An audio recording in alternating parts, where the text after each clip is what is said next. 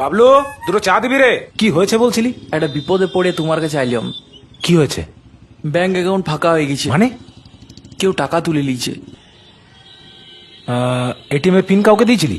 না, কোনো ভুলভাল লিঙ্কে ক্লিক করেছিলি? কোনো প্রশ্নই নাই। ঠিক করে বল। আরে এই 10 দিন তো আমি পুরো জ্বরেই পড়েছিলাম, ফোনটা সুইচ অফ ছিল। কোনো ওটিপি ছিল? না রে বাবা। তাহলে মনে হচ্ছে তোর আধার কার্ডের বায়োমেট্রিক দিয়ে কেউ টাকা তুলে নিয়েছে। কি করে সম্ভব ছিল? আমার আঙুলের ছাপ পাবে কোথায়? তোর আঙুলের ছাপ নেই বলছিস কোথাও? চাপ দিকেই আছে। তোর আধার কার্ড করাতে গেছিলি যখন, হ্যাঁ। তখন আঙুলের ছাপ দিতে হয়েছিল। এই যে তোর নতুন ফোনের সিম, নতুন যে সিমটা নিয়েছিলি সেটার সময় আঙুলের ছাপ দিতে হয়েছিল। তারপর গত বছর তুই দোকান ঘরটা করার সময় যে জমিটা কিনলি, সেটা দলিল করবার সময় 5টা আঙুলের ছাপ লেগেছিল। হ আচ্ছা, সিএসপি তে কখনো টাকা তুলেছিস? হ আগের বছর গ্রামের বাড়িতে। তাহলে তাহলে কেন বলছিস যে তোর আঙুলের ছাপ কোথাও নেই? সেখানেও তোর আঙুলের ছাপ দিতে হয়েছে।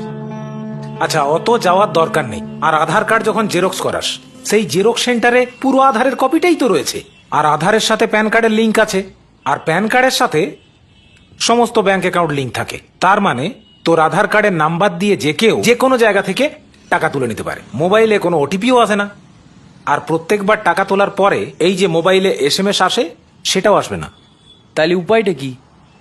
একটাই উপায় আছে, সেটা হচ্ছে আধারের বায়োমেট্রিক লক করা। আধারের সাথে মোবাইল নাম্বার লিঙ্ক থাকে। আধারে গিয়ে তোকে আধারের বায়োমেট্রিকটা লক করতে হবে, তাহলে আর কেউ টাকা তুলতে পারবে না। এইমাত্র যে ভিডিওটি আপনারা দেখলেন, আপনাদের অনেক পরিচিত ব্যক্তি হয়তো এই ঘটনার মুখোমুখি হয়েছেন। ব্যাংকের পাসবই আপডেট করে জানতে পারলেন যে আপনার অ্যাকাউন্ট থেকে আঙুলের ছাপ দিয়ে দিনে প্রায় 10,000 টাকা করে তুলে নেওয়া হয়েছে। এই প্রতারণার হাত থেকে বাঁচতে আপনার ব্যাংক অ্যাকাউন্টে বায়োমেট্রিক সুবিধা বন্ধ করে রাখুন। যদি আপনি আঙুলের ছাপ দিয়ে টাকা না তুলে থাকেন, তাহলে তৎক্ষণাৎ আপনার ব্যাংকে লিখিত অভিযোগ জানান এবং আপনার নিকটবর্তী থানা বা সাইবার ক্রাইম পুলিশ স্টেশনে যোগাযোগ করুন, অথবা 1930 নম্বরে কল করে আপনার অভিযোগ জানান।